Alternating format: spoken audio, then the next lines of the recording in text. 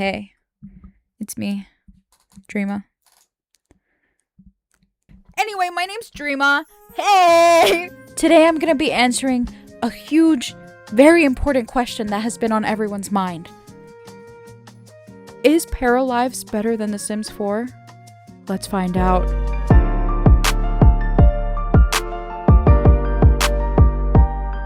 Paralives is a life simulation game that was made by a very small team of about 5 people. The development for it began years ago in 2019 thanks to a dude named Alex Massey. So it's been in development for about 7 years, and as of right now, it has only been released in its early access stage, which means it's not finished. But it's okay, baby, because I ain't finished either. I can still go another round. That was great. I'm sorry, baby, that was too much for you. Paralives came out in May at, a whopping $39.99. Now, obviously, I'm going to be comparing it to The Sims 4. If I'm being for real, it doesn't really seem like a fair fight. The Sims 4 came out in 2014. The damn game is 12 years old. When The Sims 4 came out, it was $59.99. $60. Vanilla Sims 4 cost $60 when it came out. Let me tell you something. Vanilla Sims 4 is so fucking boring. I mean, at the time, you know, it was a novelty. The Sims has been around since 2000. It's a huge pop culture icon or whatever the fuck. Everyone knows about it, and pretty much almost everyone has played at least one of the Sims games. To go on and compare every single Sims game to each other would probably take forever, so that would have to be its own damn video. Am I cussing too much? I am? Oh. Essentially what I'm saying is that The Sims 4 is extremely outdated. Paralives was quite literally created with the intention to be better than The Sims 4. I mean, it was made by a dude that was like, I'm gonna make a game that's better than Sims 4, and then he made Paralives. So I did actually go ahead and play the game, obviously, because I'm gonna be stupid. I played the game. Who would have thought? I'm gonna be completely honest though, I only played it for a few hours. I have the attention span of an iPad baby. I played the game for an hour. And essentially that whole hour I spent it making myself into the game. I played it for a little bit and I got a little overwhelmed because I expected it to be exactly like The Sims 4, but it wasn't. It was a little more complicated. There was definitely more features to it, which it is a good thing, except for me, it wasn't. And then I got overwhelmed. So I went and played Palia for 3 days in a row. At one point I played it for 14 hours straight with my homegirl on Discord. There's this guy on Palia, his name's Nio. That's my baby. Oh, baby, I'm on my way. Baby, I'm on my way. Come back. I love him tall, blonde, and stupid. I don't know. What can I say? I have a type. I couldn't bring myself to go back to playing the game. I had to take drastic measures to convince myself to play Paralives again. I did the one thing I knew would work. I made Leon. I made a little me, and I made a little Leon, and I made them kiss. So after I made my own little Leon for me to romance with my little my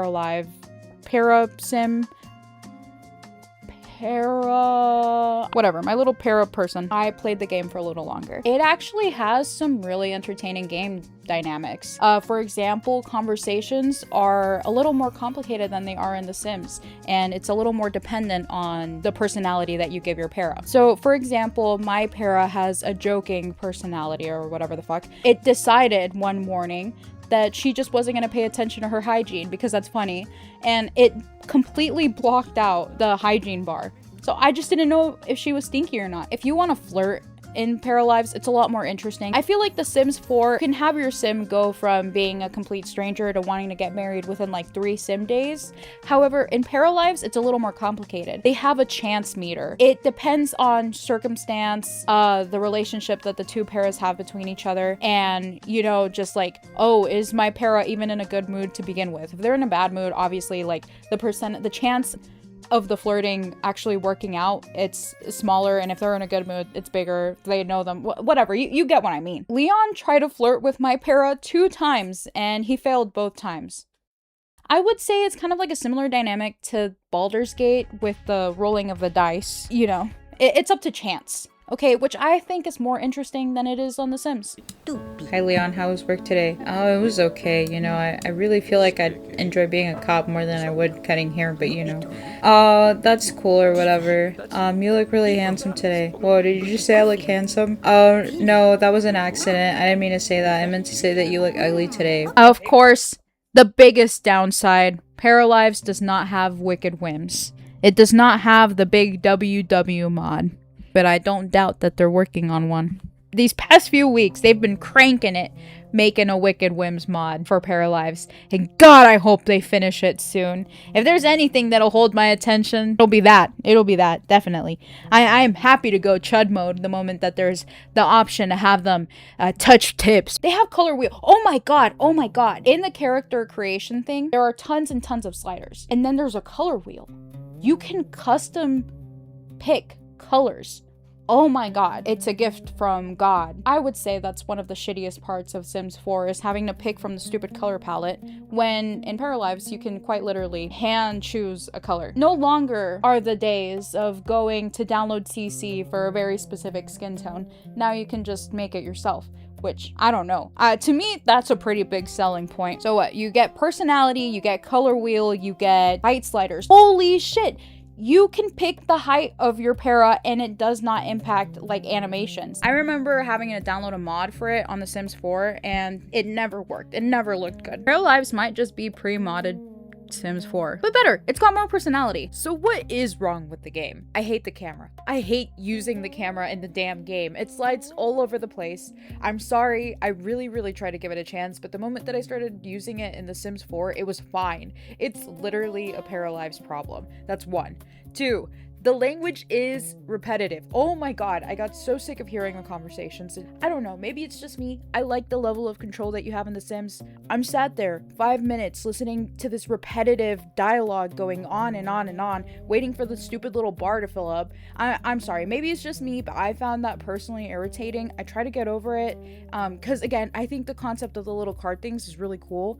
I just don't have the patience. I really don't. I'm just gonna be completely honest. Also, EA said that they were gonna implement in-game ads. If that's true, we need to completely drop The Sims because what the actual frick, man. Anyway, I just want to say that the game is still in development, so a lot of the problems that are going on with it, I'm sure will be fixed in the future. I'm sure they will record more dialogue lines for the little paras, and I'm sure they'll work on the speed of the stupid conversation bar filling up. Okay, that was so irritating to me. And the camera, but till then there are plenty of mods that fix stuff like the camera. I didn't bother with any mods because I wanted to play the pure game on its own. Regardless, you know, back to the video. God damn it. Now I'm gonna talk about how I feel about The Sims.